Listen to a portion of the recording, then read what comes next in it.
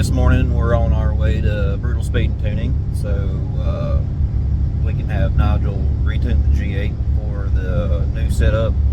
Well, it's not really a new setup. It's the same engine, got better rod bolts, little higher compression pistons, ARP Pro studs, and better headers on the car. Gonna tune it for the upgrades, see what it does. I'm not changing the boost or anything like that. Still gonna be on the same boost. Still 93 with methanol. Said it's a daily driven street car. We're driving it over to the dyno right now, see what it does, and putting a few more miles on it. I know, just a little bit more time for everything to break in. Cruising up 70 right here. Just rolling on. But I mean, most people know what's in the car and everything. I mean, I don't keep anything a secret what's in any of my cars. It is a iron block, 6.0 block, iron block. It's mainly crank rods, Wasco pistons now. It is 408. It is like 10.5 to 1 compression now. Has Flowtech racing heads on it. As cast. They has a Texas Speed Stage 3 blower cam. Has a Holley low ram intake manifold on it. Stock throttle body.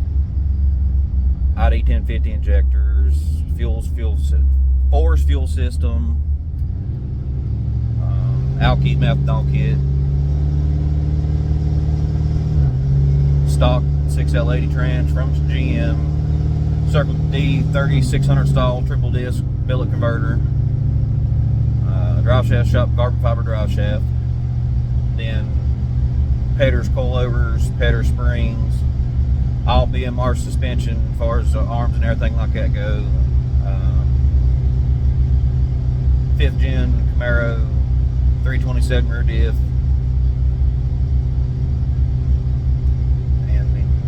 And Speed Engineering headers, Solo X 3-inch exhaust. I mean, that's basically it. I mean, on D1X Pro Charger, it does have a D1X on it. Duh. So, like I said, and we're going to see what it does. It's stock computer, everything like that. I mean, so here shortly we'll have some dyno pulls and stuff like that and see what it does. But that's a basic rundown of the car. I mean, the car's been 6.5 at like 117 or 118, I think, something like that at Wilkesboro. It's a 4,500 pound car without me in it. I mean, I have pictures of it on the damn scales and everything. It is a heavy car. Like I said, it's full interior, all leather, everything, no nothing took out. She's a chunk driving down the road. Heavy car, but does really good. It's fun. It's absolutely a ball to drive. I love this car. But that's it. We'll have some dyno video stuff here shortly, and we'll get back to it.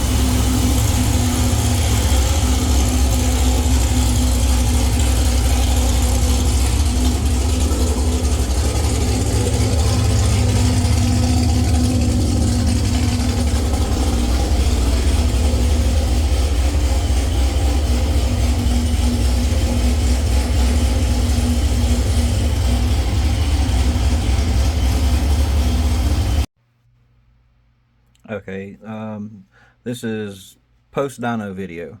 Tuning went well and everything. Figured out a few things about the car that we didn't expect for it to do, but makes sense after you sit down and think about it. As I said, the car got a much better header put on it than the old ones was on it. The old ones were very restrictive, just junk headers. Because when I originally started to build the car, I did not plan for it to be what it is.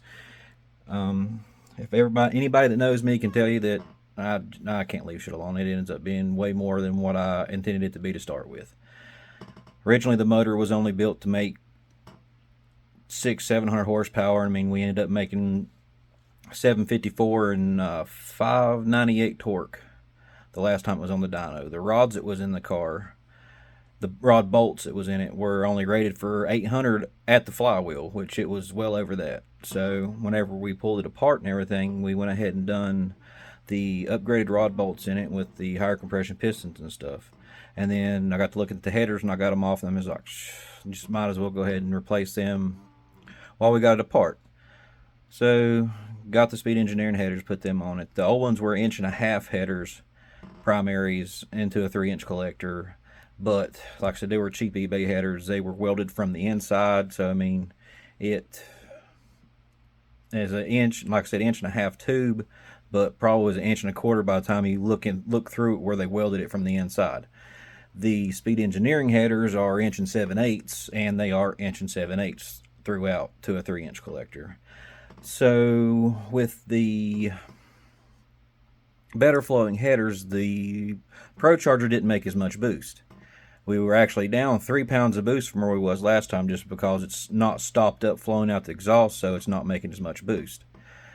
But we ended up making 715, well, 716 and 574 torque. So I mean, 30-ish less horsepower, roughly 22 less foot-pounds of torque on 3 to 4 less pounds of boost than what we was at originally. So I mean, that's not a bad trade-off.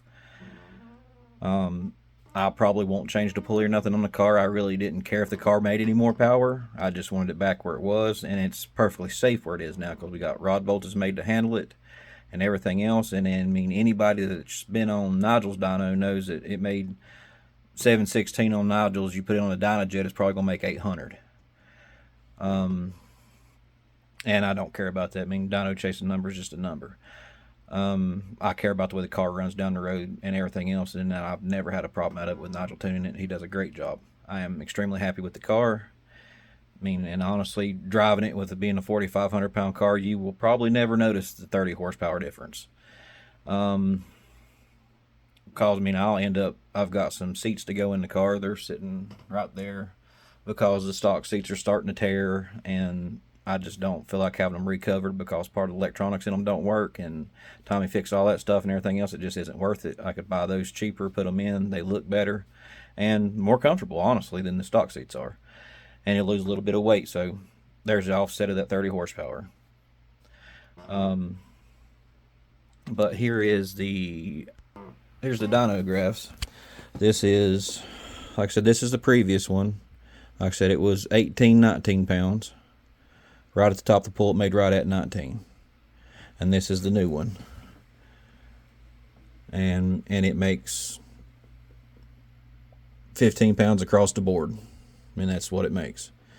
Like I said, just where it's not stopped up on the exhaust side now, the Pro Charger, everything just flows better, so it just doesn't make as much boost. But I'm happy with it, and that's what matters. And we'll get a video made of this for you guys to watch and everything, and then let me know what you think about it.